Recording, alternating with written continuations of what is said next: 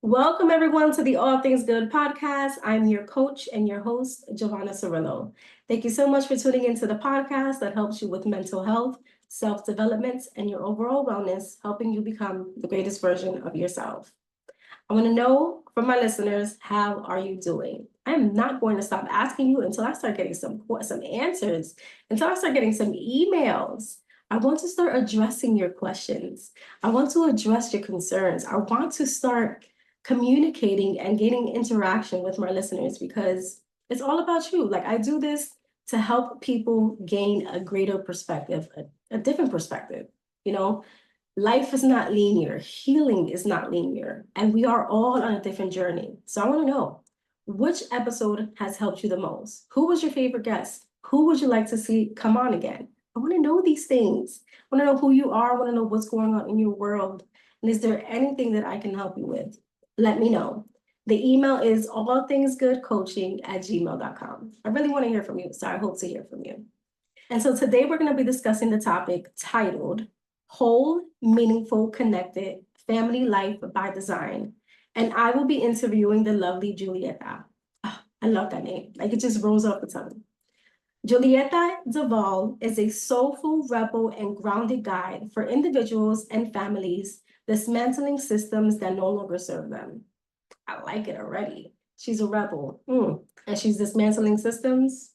I need to hear from her. She is a dedicated mom, entrepreneur, and seasoned flight attendant of nearly 20 years.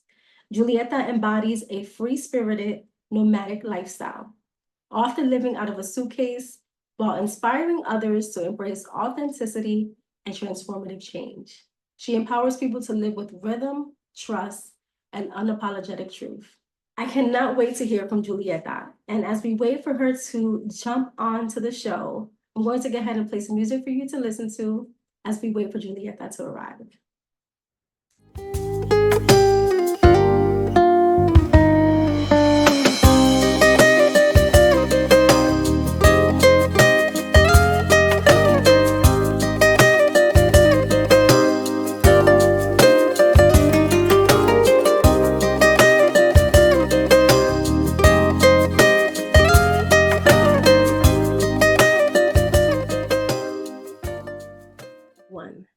Welcome, Julieta. How are you today? I am fantastic. Thank you so much for having me. I appreciate you. Thank you for coming on. I was telling when I was doing the introduction, I'm like, I just love the name Julieta. Just like it rolls off the tongue. I love it. So fancy. Yes, it really does. So thank you. No problem. So we have an icebreaker for today before we actually get into the questions. So you Yes. ready? Yes, I love a good icebreaker. Let's do it. Okay. So if your younger self could see you now, what would they say? If my younger self could see me now, they would say, "Oh, I'm so happy you went for it." Oh, I love that. Yes, yes, yes, You know, yes. that That's what really she would touched say. my soul. Yeah. Now, why do you say that? Can you say that? Can we get into that really quickly? Yeah, so I really think it's because when I was a child, I had a lot of like ideas and dreams, but I somehow felt constricted Mm, to maybe that isn't for you. Maybe, you're not the right person for it. And mm, I want to say maybe for the last 10 years, or even, yeah, the last 10 years, I've gotten to the point of saying, let me just ask the questions, or let me just do the thing. There's something that I'm going to learn if I go for it, and there will be a different path that will come about if I do it. So I no longer stay with the question, the what if. I do not like the what ifs. I'm like, let me just ask the questions and then I'll see what happens. So there are so many things that I have gone for it that I wouldn't have done before. So I think my younger self would be like, oh, I'm so happy you went for it because we wanted to do that, but we didn't know mm-hmm. how to get started. We didn't know, we were afraid to do it. So Right. yeah, yeah. I love that. That really did touch my soul. Oh, I'm so happy. Well, Yay. I don't know if you've seen the episode of the inner child healing with Shanice, but just learning about the inner child and really honoring the inner child and just having that dialogue, like you said, the things going for the things that you were afraid of, and now you're just Yeah. like, you know what, we're just gonna do it. So Yes, it's so powerful that inner child work, to tell my current self and my younger self, we are safe. We are right. safe within this environment. We are safe within our wants and needs. We are safe within our dreams, and we are safe in working towards our dreams. So yeah, Right. I love that. That's such a powerful way to information to share with other people. So good. Right. Okay, okay. Let's get into today's topic because we could Yes, let's continue do talking it. about that all day. Okay, so a bit on your history. You mentioned during our interview, our pre-interview, that COVID shook up a lot in your life. And obviously it shook up a lot of things for a lot of families during that time. What did that season open up for you and your husband? Oh my goodness, so many things. But it was the season to choose ourselves first. I think that would be the big thing. We chose ourselves first because we were working towards making sure that we checked all the boxes for society. Like we had the best school we could find for our kids. We had an incredible amount of activities for our kids trying to do the right thing.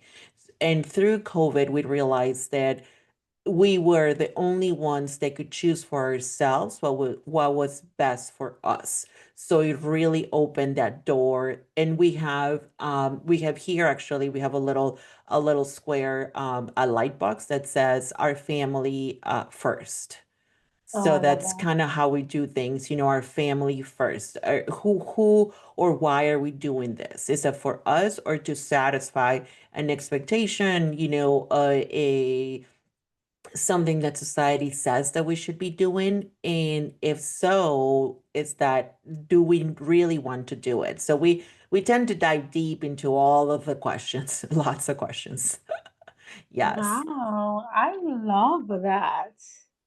Like, I don't think I've ever communicated with anyone. I mean, maybe a few, but the fact that you have your whole family involved in that, like your husband and your kids just really questioning, is this for us? Are we doing this because of us or because of expectations? I love that.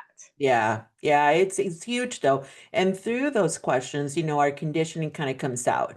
For example, my son was in Chinese school since he was 10 months old. Mm, So I had to ask myself, really, who am I doing this for? Is it for him or is it for me? Because mm, I would love to speak Chinese. Like I love languages. I speak Spanish, I speak Portuguese, I speak a little bit of Italian, and I was doing it for me because I knew that by having him studying Chinese, I would also be seen as a good parent. So I wanted to make sure that I was covered, that my mm, bases were covered, that I was seen as a good parent, because then my, that would make me feel better. That would also make me feel included in society to be the good mother. right, And right. in reality, my son wanted, not that he didn't want it, but he was too young to even have a choice. He didn't have a choice. And I believe all of us should have a choice in the things that we do, in how we spend our time, because our time is our most valuable currency that we have. True. That is so true. And I Hmm. like the fact that you gave, like, you were very self-aware and you really questioned, like, am I really doing this for me? Or, like, is this for the kid or is this for me? Because a lot of Yeah. the time as parents, and I'm like you, like, I don't force my daughter to do anything that I wanted to do. Like, I always wanted to be a singer. I always wanted to be, this. My daughter is very talented, but I don't say you need to do this or and a lot of the times parents, we feel because maybe we have failed in one particular area, or maybe we succeeded, that we need to project that on our kids, and that's not necessarily the case. You are absolutely right. And I think most of us have been raised that way. Our parents have tried to give us something better that they had, because they really want us to do better and to be better, have a better life, but it doesn't always works out. It doesn't really include us as people. So we become someone else. We become our parents' expectations. and we see it in many different cases. So for us now, it's truly, it's something that we want to do. So it takes a little bit of work. I can tell you that I wasn't always this way. I mean, COVID really opened those spaces for us. And at some point at the beginning, I remember my husband saying, something about it must have been about curriculum, like homeschool curriculum, because that's kind of how we got started on this journey. My husband said to me, he's like, "You're doing it because it makes you feel better." And I was like, "Excuse me?" Yeah. But he was right. I mean, I was doing things to make sure that I was seen as a good homeschool mom. Like I wanted to make sure that that was like straight. But yeah, so he helped me uncover a lot of conditioning that I had. Okay. Wow, that's Mhm. awesome. So what Mhm. was it during COVID season that really sparked that change and transformation within you guys? It was a we had already thought about it. So 2019, my youngest son was born, and we thought about it. I thought about it because I remember feeling the car seat really heavy. And I was driving my oldest at that point. He was at a Montessori setup. So we were, doing the drop off, the pickup, the after school curriculum. He had Chinese lessons, he had French classes, he had swimming, and he had martial arts. So we were busy. And I remember driving around with my younger son in the car seat. And I remember, getting out of the car, getting into the car, and just thinking to myself, I'm like, I'm supposed to do this, the drop off, the pickup, the go to the activities for the next 18 years. He had just been born. And I was like, and I saw myself, like, I literally saw myself doing this drop off and pickup. And not to say that that's wrong, but it didn't feel good for me. Mm, Like, and being in the aviation industry as a flight attendant, I've traveled my whole life. My whole life has never been a 9 to 5 job. So I've always lived outside of the system anyway. okay. I'm like, could this look different? Could this be different? And I didn't know any better. I didn't know anyone that homeschool. And COVID was really like, there was a lot of opportunities because actually in August of 2020, I was set to start graduate school to become a accountant, a CPA. I know. I was like, I was on this path and I wanted this path. And then August 2020, what that was supposed to start my cohort, but in January 2020, when things started to go south, I was like, I don't know that that's what I want to do. So I made a quick decision to say thanks, but no thanks. And then, the schools closed, and it was just kind of like an opportunity, an opening. I like to say that I would have chosen that path eventually, but I honestly don't know if that's true because I Right. really would have been afraid. I was kind of afraid because I didn't know anything about it. So, yeah, I was kind of afraid. So COVID really said, you have nothing to lose at this point. And I really did. We Right. had nothing to lose at that point. So, Okay. mm-hmm. I love it. I love the self-awareness. It changes things. It really does. Now, you talked about unlearning. What's one belief or pattern that you have had to let go of in order to feel more connected as a family? What education looks like. Mm, So I had to redefine what education looked like and what learning felt like. Because I remember my son saying we were still doing the online school because he finished kindergarten. We did finish the year online, he was in kindergarten and he was holding the computer. And then I was saying something and he said, "Well, you're not my teacher." And I was like, "Excuse me? Of course I'm your teacher." But what really dawned on me was that he thought or he saw learning as a result of being within the physical structure of school. mm-hmm. So in learning, we all see that as education. Like when you go to school, like if you go to college, you're educated, right? But I had to redefine what education looked like because I have met people that have never been to college, but yet know more about a specific skill, like a farmer or maybe a person that has made shoes. I could never make a shoe. And I am, I have a bachelor's degree, right? But I could never compare myself to that. So I had to let go of the titles. I had to let go of that if someone didn't have a degree, or if someone didn't have a diploma, that they weren't educated, and because that's Mm, not true. right. And then I had to see learning as a way of happening outside of the classroom. But for me, so I had to reconnect with that from my own experience and then share that with my children. And then Right. all of a sudden, then, the whole world became our classroom. Right. And learning happens every day at all times. It's not as quantifiable as school has it, because school has benchmarks and the testing, and it gives you a little bit, but it really is not accurate. So it's like trying to quantify your life. How much do you know in your lifetime? Right. It's Right. just difficult. So I kind of had to let go of that, because it's a little scary to not be able to quantify that and to produce something that keeps people happy. Right. Hmm. Right. Because it does. Yeah. It's so interesting learning the educational system. I like the way that you put that, because we're all programmed, most of us, not all of Yes. us. A lot of us are programmed for things to look a specific way when it comes to education. And I like the fact that you mentioned that every day was a learning experience. Hmm. And you mentioned human design. So, okay, let's talk about human design, because did the human design come up during the COVID time as well? Yes.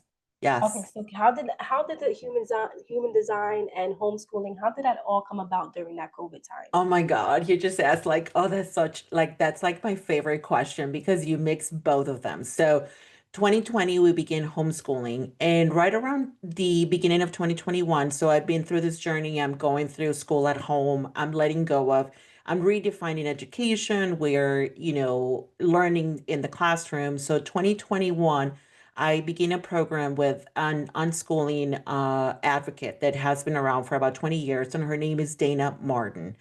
And so I began this program because I knew I wanted to share that with other people.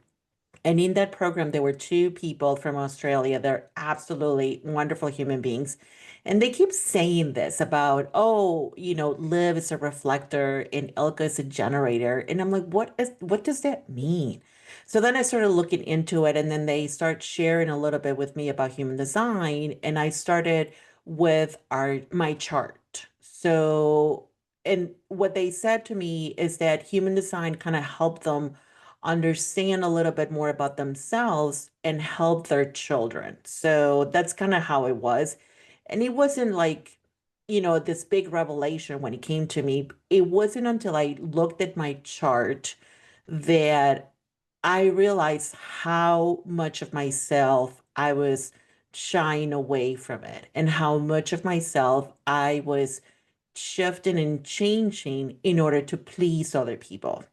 And then I Right. started this, like, by then I knew that the work that I was doing with homeschooling and unschooling was more about me, because I was learning how to facilitate this self-directed education for my children, because people will tell you just follow their interest, but it isn't easy to just follow their interest when you as an adult do not know what that looks like, if that makes Right. sense. It's like they say, well, just give them space. But if you as an adult have never had space to work on your own passion, so you don't know what that looks like.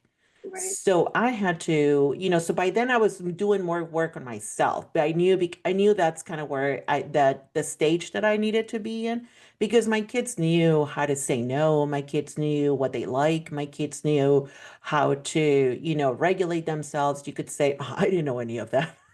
Right.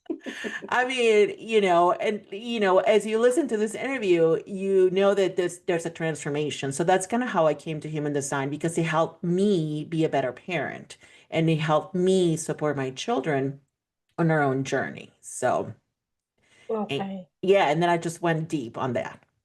Okay, okay. I like that. I like that because that helps you to learn more about your kids, the way they learn, the way they do Yes. things. Now, what Yes. exactly for, because human design is, it's not very complicated, but it can sound complex. How can you kind of break that down for our listeners and what that looks like and what it entails and why they should even look into human design? Oh my gosh. Let me tell you, if you are feeling like things aren't just right for you. So human design is a system and they uses your date of birth, and it's a system that helps you navigate how you use your energy in the best way possible. It also helps you define and it helps you make decisions. It shows us how we best make decisions. And we make decisions every day, thousands of them probably a day. So human design kind of shares that how you best use your energy and how to best make decisions that work for you. So Right, here's the key pieces for you. This is a map, this is a process that looks inside of you. And most of us were conditioned to look for answers outside of us, right? We look for approval. We look for, the nodding, like you're doing great. This is good. We're looking for that. So human right, design helps you look inward, right? So it helps us look inward and to reconnect how we best, like how we are in alignment. That's really right, how I look at it. So it's really short. So if you're looking for something, you just don't know what it's going on, you feel something is off, I can guarantee you that 98% of it, 98% of the time, you will find answers within human design. And the only reason why I say 98% of it, because it's like if someone pushes you to get your human design, you may not be ready. So it okay, really doesn't resonate. It doesn't really resonate. You really have to be like, I have nothing to lose, so let me see what this is all about. And you may resonate and it may not, but it really you have to be wanting to do it because you're looking inward. You're not the right, human design doesn't give you answers from the outside, it gives you designs from the inside out. right, right. And me personally, I didn't know about human design. Someone told Okay. me about it. They were like, you should check it out. And I took, I submitted my information and it was spot on. And Yes. the way I can connect for the listeners to kind of have an understanding, I'm very multifaceted, multi-talented. I can do a lot of things. Sometimes I want to do too much, right? Mm-hmm. But I'm not called to do everything. Yes. And the one thing I came up as a generator, and the one thing that it came up for me was when you're excited about it, when you feel your full yes, that's how you know you should do it. But when Yes. you're questioning and you're feeling like you shouldn't, like, if it's an automatic yes, yes, but it's about the excitement of it. That was the part of it, the excitement. And I say this because, again, I was podcasting, I was coaching, I'm like, trying to think about ways to get the fastest money. I'm like, I'll go into real estate. Girl, I took the test. I have to tell you that I took the test. I mean, no, I didn't take the test. I took the course Yeah. up to the last course, but I hated every minute of it. Yeah. It did not bring me excitement. I Hmm. could not do it. I took the last course and I could have taken the test, but I was like, I can't. You If just this knew. doesn't bring me joy, I can't stand it.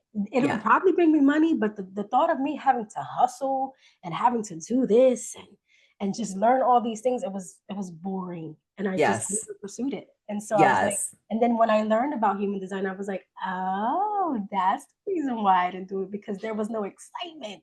Yes. And I love how you say that because you can see, so now you have a point of view of what it feels like. So in human design, you have yourself and your not self. So when you're frustrated and completely not excited about it, it'll turn off your energy. It'll literally like will block your energy. But when you're lit up, your energy expands so much that it lights everyone else up. So once you Mm, have those two, and that's what I tell people when you learn about human design, your foundations are your type, strategy, and authority. If you start experimenting with those three, you will go a long way.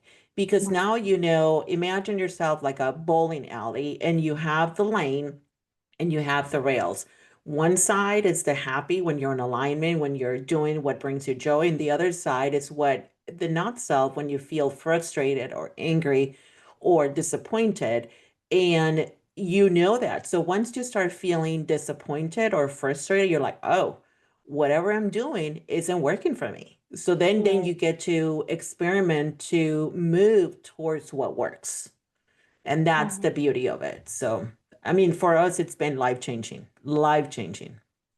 I love that. I'm sure it sounds like your household is like just a journey. It sounds like it's full of action and just healing and transformation. I can just imagine the energy within the room. Yes, yes, it's been really life changing for all of us. For my husband and I, it has given us some really deep conversations about our relationship, how we relate to each other, what it means when we do something.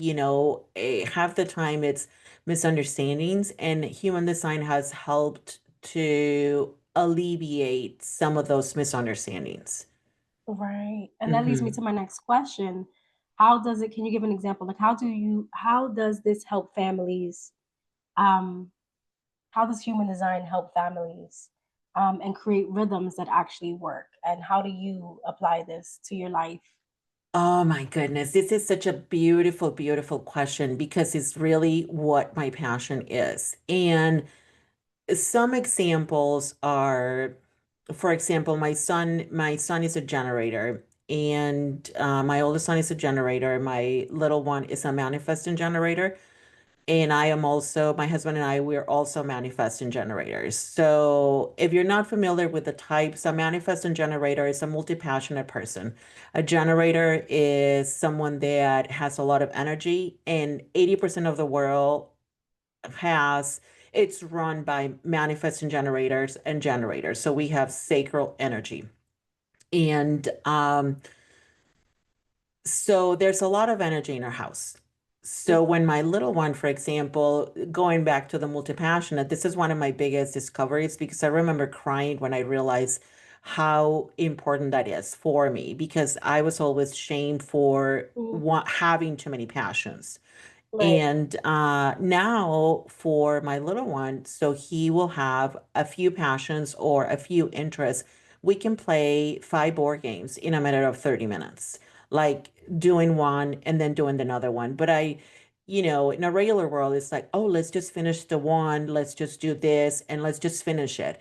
And really, when he is done with it, he is done and he's ready to move forward to, Hmm. to a different one. So I no longer, stay attached to the old adage of saying, finish the one thing, make sure you finish. It's okay to pivot. Right. And that is one of the reasons, that is one of the biggest discoveries in our house, especially in a house because we have three manifesting generators. We're constantly pivoting from something. So it's to give ourselves that permission because society says that I'm not supposed to pivot. Right. Society says that I'm supposed to be consistent, and society says that I'm supposed to find the one thing that makes me happy and be good at it, which is Right. true for some people. For example, a generator, my son, once you find something that he wants to achieve, he will go that route. But then at some point, there's something that catches his attention and brings him more joy than what he's doing. He will be able to pivot, but Right. without shame and without guilt of me saying, well, here you go again, Hmm. and some of that. So that's kind of like probably that's one of the biggest examples that we have. And then the other example that I have that I'm very conscious about it is in human design, your authority, how you best make decisions. It's a big piece of how you function in life. And my husband and I, we both have an emotional authority. And what that means, if you're not familiar with it, is that when I'm excited about something, let's say, and here is our example, the house we currently live in, this one right here. We saw this house in the fall, and the trees were like brown and yellow and beautiful, and there were children playing. So we bought this house on an emotional high. Had we waited for our emotional wave to pass through, we wouldn't have bought this house. So it wasn't nowadays. I mean, we have struggled with that emotion, with that decision based on emotions, but we learn from it. Right. Both my children have a sacred authority, so they have an instant knowing whether it's a yes or a no. And understanding that asking my children when they say no, asking them in different ways isn't gonna get me a yes. You know what I mean? It's like, okay, I know that. I know that. Right. So that is really something that works, that we have how we use human design in our family. For families to create rhythms, it's about knowing how everyone works. And I usually start with the parents, because we are the most conditioned. Your child, once you find out their human design, you will probably notice that they actually live their design from the moment they're born. And then they slowly get condition out of them. And it depends on many, many factors. But school, for example, you think about our body, like in school, we have to ask permission to go to the bathroom. So we condition ourselves that our listening to our bodies is not as important as getting the permission. So then our body becomes second. Right. So you'll find out once you start diving into the experiment, and like I said, it doesn't have to be complicated. You just have find your basic three things, your triangle, this trifecta of information, your type, your strategy, and your authority, and you will find many, many things. So I usually just work on letting them know what that looks like, what their type is like, giving some practical examples of people that are that specific type, and then just working together to have practicality, because you can have the information but it doesn't always it feels impractical. So my job is to ask questions to find out where the conditioning is. Yes. So I ask a lot of questions, and that's the way I also came up. I have fantastic mentors that ask me questions that brought the body like memories, like, and it doesn't happen all at once. This is like work that you do, and you can go in for like 2 weeks and then stop, and that's okay. You don't have to follow your human design. You don't have to. But once you Right. start realizing how it helps you, then you're like, oh, maybe it does help. So yeah, the rhythms are very intentional, personal, and kind of slower. But I always like to bring it down to practicality, because if you can't Right. apply it on your day-to-day life, then it may not be useful. I mean, it doesn't sound useful, right? So, Right. yeah, Right. yeah, And I like there was something that you mentioned about the Manny Jennies and the Jennies about pivoting, that you're yes, allowed to pivot. yes, And there's this meme, it automatically brought like this meme that came up. So many people are afraid to start over, but I'm on my fourth life. yeah. And I It, was like, this is so mean, because if this doesn't work, I might just do this. yeah. Yeah, and it's so true. But if you think about it, you're not starting from scratch, because you just did something that might have brought a skill into the new thing that you're doing, right? Like, think about the people that have been like, the guy that founded the KFC, the fried chicken. He was like in his 60s, I think, when he founded, KFC, and many, many people started ventures before they founded the one that we know them for, right? So it's you learn something along the way that helps you in your next venture. So pivoting and seeing the positive aspect of pivoting has been really freeing for us, for my husband and I. And then in turn I pass that on to my son without saying you're pivoting right now. I'm just saying, he's like, okay, I'm done. And I'm like, okay, fine. What would you like to do now? Where are we going? There's no, holding back. So yeah, we do that a lot, because he lives his design fully.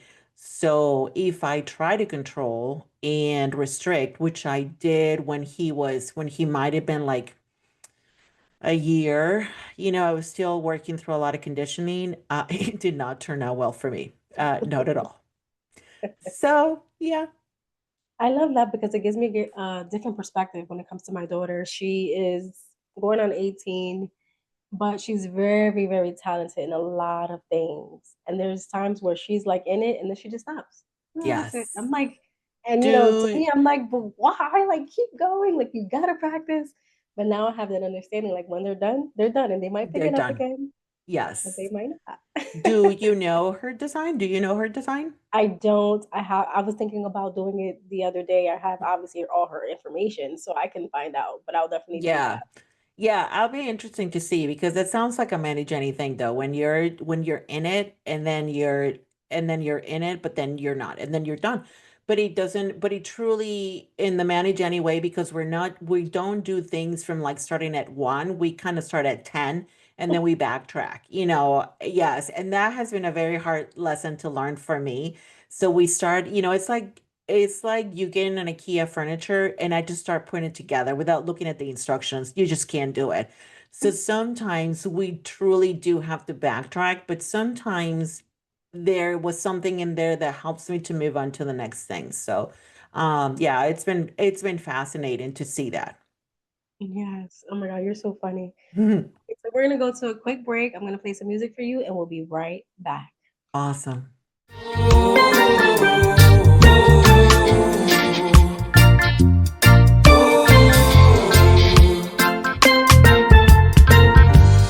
You are all things beautiful to me.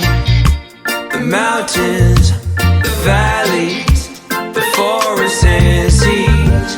True love is very hard to find.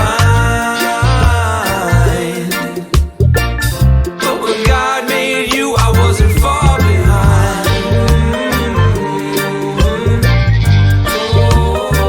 I wasn't far behind.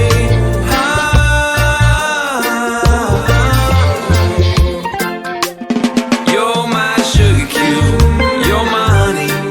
You make me laugh, you're so funny. You dry my tears, remove my fears. You even make Okay, we are back. Thank you so much for tuning in to this amazing episode. I'm learning so much about myself and my daughter, and I just love it. Thank you so much, Julieta. This is truly a Thank pleasure. you. Yes, I love it. I love talking about this. I know I can see your face light up when you say it. Yes, it's like my passion. I love it. It should be. You're a Manny Jenny. You got to stick to what lights you up, right? Yes, indeed. Yes. Okay, so you said your work centers on helping families feel whole and connected. I already have an idea of what that looks like, but what does that look like in practice for our listeners? Like, how can you bring that together? So I usually work with people that are transitioning from mainstream education into homeschooling, unschooling, and world schooling, which is just traveling around the world. So what that looks like for me is I have a call and it's usually about an hour and a half and I listen. So I ask questions, about what their journey is, why they decided to homeschool, what is their idea of homeschool, what does that look like? So there's a lot of questions, but what I do is something that I do is that I don't turn on the camera. So I just listen. And if you obviously you will be on the other side, so the screen will be black for you. But what I do on my end is I actually cover my eyes and I center because my auditory memory, it's really, really good. Like I have like a photographic memory, but with audio. Wow. So the way I pick up where the conditioning is by truly listening.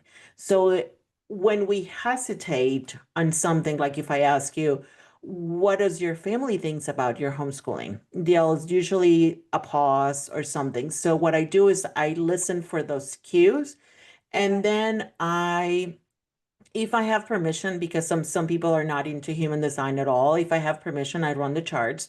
And based on the charts, without really giving you the human design language, unless you're really interested in it, then I create your, like your rhythms. And then I share, I'm like, there's probably a little bit of work on your family because a lot of stuff in the past comes up. That's what I concentrate in. Like, I help you move, I look into the past so I can help you move into the future because Okay. you cannot move into the future if you do not look into the past because it's hard.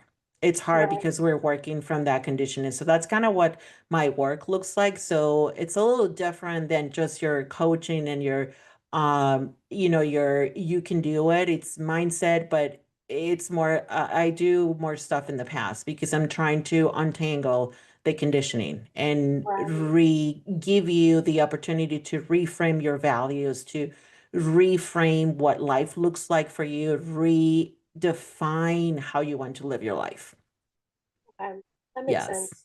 I like Hmm. the way you broke that down. So tell us more. So you gave us an example of what Manny Jenny looks like and generators. I say Manny Jenny, manifesting generators. Yeah, it's good. That's a great term. I love that. The managing style. I love that. Tell us about the other designs. What does that look like? What are they called? Just so our listeners could kind of have an idea, like, that might be me. Okay, so the human design has 5 types. And then so we have a type, it's a manifester. A manifester is like a train. It's like a bullet train. They're here to to change how the world works, but they're not here to do all the work. This is probably one of the most conditioned types in children, especially because they are said to, they manifestors raise themselves. You don't raise a manifestor. So a manifestor is a very strong-willed person. It's a person that it's here to make changes, but what happens, their ideas are they have to inform other people of their ideas. So for example, they're not asking permission because they're creative. They're here to change the world, literally. But they're not here to do all the work. Okay. And when they're unable to follow their creative urge, that's what they call it. It's an urge. Then there's anger. And when they go into anger, sometimes they go into people pleasing because they realize that they cannot do what they do or what they need to do. So they conform to, they learn how to work the system and please other people to make sure to just survive. It really is just a coping skill. Okay. So a manifester. And then you have your generators and your manifesting generators. We both have sacral energy, but generators, we're here to respond. So a manifestor is here to bring an idea to life. And a generator and a manifesting generator are here to say, oh, yeah, I do want to participate in that. So when a manifestor says, hey, do you want to, let's say, do you want to create uh do you want to start a bookshop? I love books and I love bookshops. So if a manifester comes to me and says, do you want to help me create a bookshop? I'll be like, yeah, absolutely. And then I respond to this. So the manifester inform me what they want to do, and I responded to that act. And I'm like, yeah, absolutely. So it has to feel juicy and like the whole full body, yes, right? And there's a few differences into generators and manifesting generators. The main difference is the multi-passionate. Generators is just kind of like a one thing. Manifesting generators just kind of like many things. But they all kind of relate together. If you think about myself, I love unschooling, human design. I love world schooling, which is about traveling, but ultimately it's about living life in my own terms. Really, they all kind of, you know, feed off of each other. Okay. And then you have a projector. A projector is a person that sees the bigger picture. So a projector could be like a consultant that you hire into a company and you're like, okay, tell me what you see. And a projector will tell you what they see. Okay. However, a projector's wisdom, it has to be invited. Oh, So when a projector's wisdom is not invited, they're seen often as a know-it-all. Like you ever been with a person that's like, well, I see, like they just come across as like a know-it-all. Okay. And they will tell you, well, I knew that. And you're like, "Ugh, like, please, like, no one's asking you." But really, it's just they are so very wise and they are very good at getting to know people deeply on a one-on-one. They're also Okay. shy because a projector has to be invited. Just like a manifestor is it's to inform, a manifest and generator, and a generator is to respond, a projector has to be invited. Okay. And this also gets conditioned out of projectors because in children, we tell children, just go and do it. Just put yourself out there. And not all of us work like that. Also, Okay. projectors, their energies, it's limited per se. So it's not that they don't have it, but it doesn't work the same way we do. So manifest and generators, we go to sleep and we in our energy, if you think of a pitcher of water, by the end of the day, we shouldn't have any. We shouldn't have any because when we go to sleep, it refills again, whether we want to or not. Right. And we should spend it in the things that give us energy back because we also give energy to other people. So manifestors also have a limited, not limited, I want to say it's energy that flows into their urges and then they need to rest in order to replenish, and projectors are the same thing. So a projector cannot function like a generator with energy all the time, and to be invited because their wisdom is so deep and so penetrating that it has to be invited. Otherwise, you feel someone's coming into your aura, but you didn't let them. So it just feels Wow. too personal, right? And then we have reflectors. Reflectors are just that they reflect the state of the world. They're a little different. They're a little bit rare too. There's about 1% of the population are reflectors, and one reflector, a famous one is the actress Sandra Bullock. She's a reflector. And there's another speaker that's very famous, Teal Swan. I don't know if you ever heard about her. Okay, Teal Swan is a reflector. So she Okay. basically they kind of reflect what society needs. So when you listen to Teal, it's like the state of the world and how it's working. So she's just reflecting back what she's feeling. So they're a Okay. very open type of people. And yeah, it's every type is different. We're all here to make a difference. We are all Right. here to do, we all have a purpose. It's just not always, something that we kind of do. So yeah, we're just so often conditioned out of it. So we just kind of have to work through it. And that's most of my discoveries have been working through that conditioning, especially as a manifesting generator. I tell you, it's been really, really healing because it was something that I carry heavy on my heart about my way of being multi-passionate. Right. Right. Yeah. So as you were breaking everything down, I just see like I always say everyone has a piece of the puzzle. We're not meant to do Mm-hmm. these things alone, and it doesn't matter of the background, your belief system. We're a piece of the puzzle. So it's like everyone has to work together. Everyone plays their part and contributes something into this world. And Yes. so, how does one honor, like even within the family household, how do we honor each other without, overlooking or feeling like, we have this type of energy, we got to go, go, go, and you're kind of more on the slower version? Because I'm sure that's what it looks like, right? Some people process things a bit slower as in regards to many Jennies, or generators, they're probably a bit faster in their thinking and their go and their movements, as opposed to maybe a projector or a reflector who kind of like takes their time. How can we honor each other in a household or just in general? I think in general is to not take things personally, to not take things personal because it's, we just don't know. We just don't know sometimes what other people types are, but also we just don't know what other people are going through. Right. And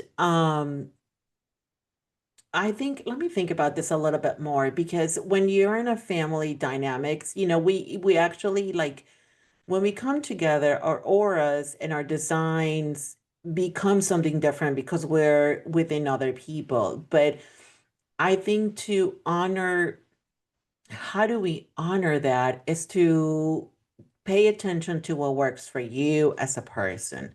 That I think that's how you honor the other person. Like, for example, for me, could be I need time alone a lot, actually. I need that. And to honor the needs of my family, communicating with my spouse about what I need and truly saying, like, this isn't personal because of you, then it helps me share what I need. And that's not Mhm. easy though. Right. So this is not easy. I see it a lot in like couples, like so and so is doing that and so is doing things, and letting go of expectations is probably another one. So Mm. communication, how do we honor the other people that are around us? Letting go of expectations. And that is something that I till this day I work on. It's not I am not perfect by any means. Please know Right. that my knowledge of human design has made me a better human, but not a perfect one. And you could ask my husband about that because I still struggle with that. So, but letting go of expectations and communication, and saying the words. And I think that's what I see a lot in the some of the families that I work with is the well, I thought you thought, and I when you did this, I thought this, and there's no one said anything about it. That's a big one. Oh no, that's not what I was thinking, or Mm. just this little mishaps that kind of get bigger, right? So Right. yeah, communication and letting go of expectations. Sorry, I had to like think out loud through the No, you're answer. good. I would also say like Yes. understanding because I'm finding as I'm learning myself, sometimes, I'm just gonna be honest, if people don't operate the same way that I operate, I'm just like, okay, I can't do this. You know what I Hmm. mean? I can't do this because, they're not thinking quick enough, they're not moving quick enough, and just really having that understanding to say, and that communication to say, to tell myself first and foremost, because I know who I am, Yes. is just calm down. Not everyone works the way you work. Yes. And That's that is a big one. beautiful. Yeah, like understanding and just going, just taking a moment, taking a beat, because like you said, and even for my husband and I, we're both manifesting generators, but we both have a different profile. And that is Mm, huge. I wow. mean, manifesting generators were meant to be fast. I am on the faster side of a manifesting generator. My husband is uh, on the fast, but a little bit different than me. Okay. So, we all have, yeah, we all are unique Right. and perfect in our own way. And we're just navigating the strengths that we see that we have. And most of our strengths actually is some of the things that people saw as a weakness in me. So Mm, learning to love what I thought were weaknesses and seeing them as strengths, and has been a journey for sure. wow. Yeah. Julieta, I absolutely love this episode. I've learned so much, and I hope our listeners learned more about themselves and how to, well, first of all, look into human design. Please. Find out what it is that they are aligned with, because, like you said, it does really bring alignment. And I think it's going to be very beneficial for our listeners to understand what it is. And I thank you so much for just coming on here. How can our listeners find you? How can they book with you? If they are a mom or just a person transitioning, how, let us know. Yeah, thank you so much for having me. I really love, talking about this because it brought so much peace in the last 5 years. It has brought joy, peace, satisfaction, all of the journeys and emotions that you could possibly imagine because I'm a Mm, very emotional person. But yeah, so right now we're going through a rebranding. So you'll see different logos and stuff, but go to Instagram at the unschooling lifestyle And just send us a message there. You can also go to our website and sign up for a newsletter and all of that stuff. But a DM, I answer all of my DMs. There's no automation. It is me. You're connecting with me. And then tell me if you know your design. And you don't have to be into it, but if you're ready for a change, I call that a reroute because we're on this journey and then something comes along and you're like, oh, I really think I need something else, just gonna shoot me a message and we'll go from there. But I do foundational readings just for human design, or I do the combination work, which is, the transition into home education mixed with human design, which ideally that I like that my favorite work. I love that so much. And yeah, you can just but get your chart. You can get your chart for free at many different places. You can in our Instagram, you can find a link to Genetic Matrix or other people's. Just if you get a reading, whether it's with me or someone else, just make sure that the person is empowering you. So the human design system should empower you. It shouldn't constrict you. And a lot of people, not a lot of people, but just like it's empowering. That's the way I like to use it. That's why I love it because it empowered me to truly be who I am. And I use that with my children because I want them to be empowered to go through life and make decisions that can be risky, but if that's what they're called to do, then by all means go for it. But yeah, the human design language, it should empower you. That's all I have to say. You should feel empowered and love every single cell of yourself because there's only one of you. There's only one unique person of you, and you are here to make a difference. Yes. That's right. That's right. You heard it here on All Things Good podcast. Julieta stated it. You are unique. There is no Yes. one like you. No one like you. You are just here to make a difference. We all are. Yes. Yeah. Yeah. Thank you so much, Julieta. This has truly been an honor. Thank you so much for blessing our listeners with your wisdom and your insights. And hopefully you'll be back on. Yes. Thank you so much for having me, Joanna. I really appreciate your time. Thanks, No everyone. problem. I'll talk to you soon, okay? Bye.